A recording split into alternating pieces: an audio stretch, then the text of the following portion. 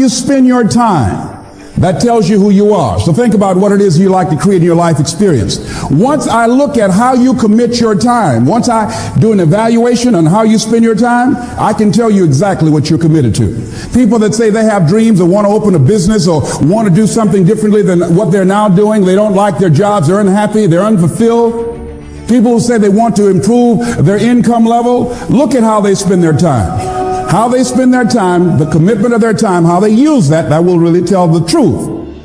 People who said, I'd like to do better, but you don't find them in vocational or technical schools, upgrading their skills and their knowledge, how they spend their time, that will tell you what's going on. People who say they want to normalize their weight, they want to be healthy, but every time you see them, they're eating.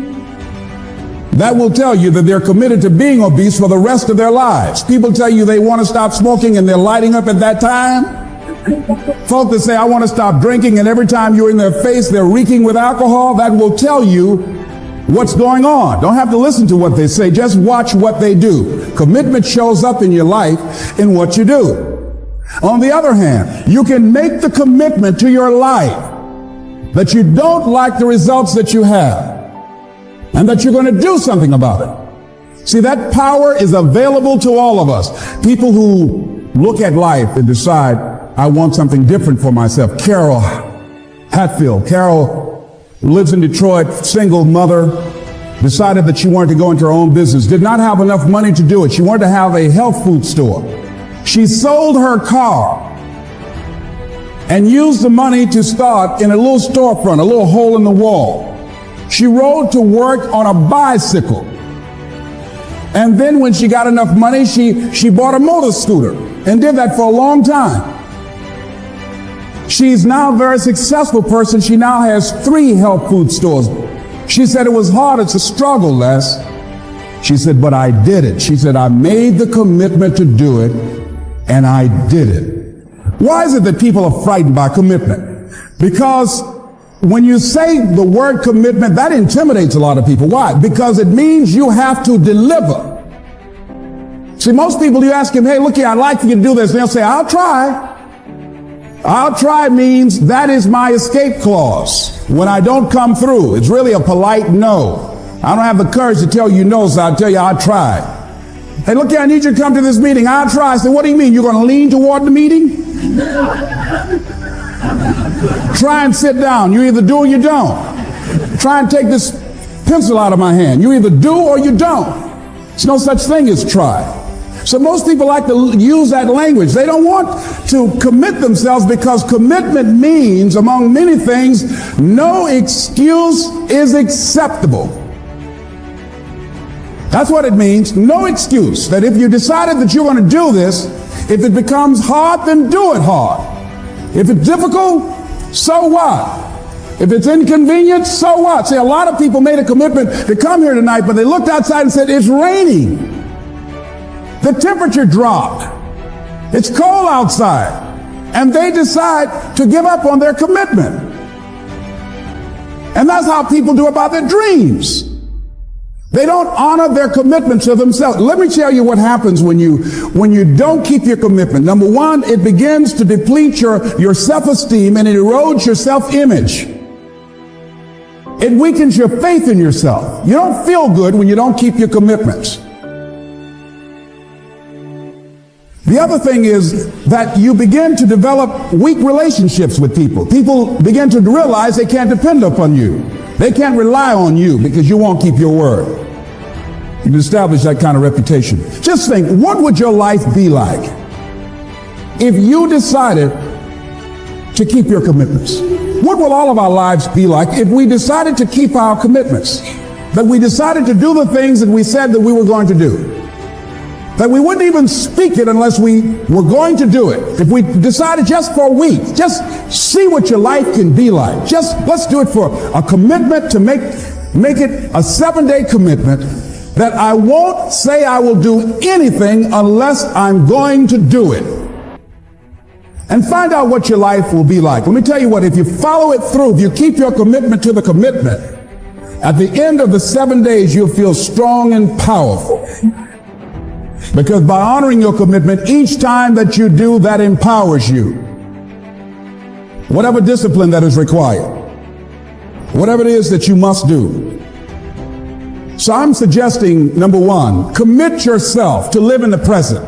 I saw the movie, The Dead Poets Society, Robin Williams, and they had a line in there, seize the moment.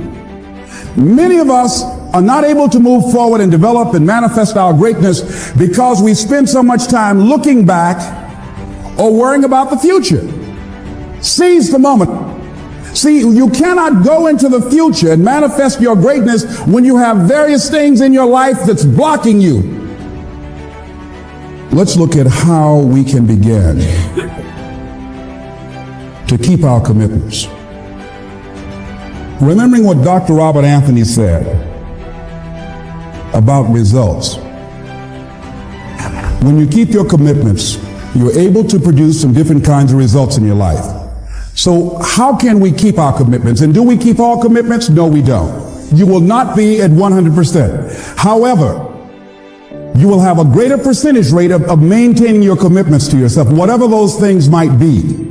If it's going into business, if it's changing a habit that you know that works against you, if it's overcoming self-destructive behavior, if it's retraining your thinking, if it's reinventing yourself, if it's trying to begin to design your relationship differently, all of us have the possibility, by focusing and really harnessing our attention and concentrating on it, we really have available to us the power to honor our commitments in those particular areas. So number one, make it priority. See, no one would go get on an airplane if you thought your chances of getting there to your destination were as good as your luggage. Am I correct? See, and I say the reason that you will reach your destination more times than your luggage will is because the airline, and I'm glad that they do, has made it a priority to move the human beings from one point to the other safely. Not send you off to Boston or someplace with your luggage. So I'm not really upset when my luggage doesn't show up. I'm glad they delivered me because they've made me a priority. See, they have made delivering you to your destination important. So if you want to honor your commitment, whatever you decide that you're going to do, make sure you make it important. Make sure it is priority. Keep it before you. The other thing is, whatever that you want to do, whatever you want to begin to create and beginning to manifest your greatness and strengthening your level of commitment, and it's really exercising your will, find something that you want to do on your goal, one action step, but make sure it stretches you, that it challenges you, but it's doable, that you can do it.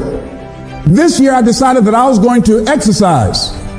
So I started out doing just 10 setups and 10 push-ups. I know I can do that and not get upset about it. I can do that without thinking. So I started out small. Now I'm up to 50. But if I try to do 50 starting out, I wouldn't still be doing it.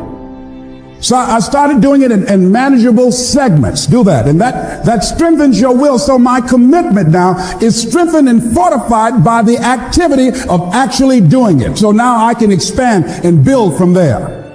When I decided to begin to manage my money differently, and I started saving 5% of my money, then I increased it to 10%, then to 15%. So now I have disciplined myself to live off 75% of my income. I took discipline to do that, but I started watching how I was spending my money. I started keeping a log and following myself. So you want to begin to find something that is manageable, that you know that you can do.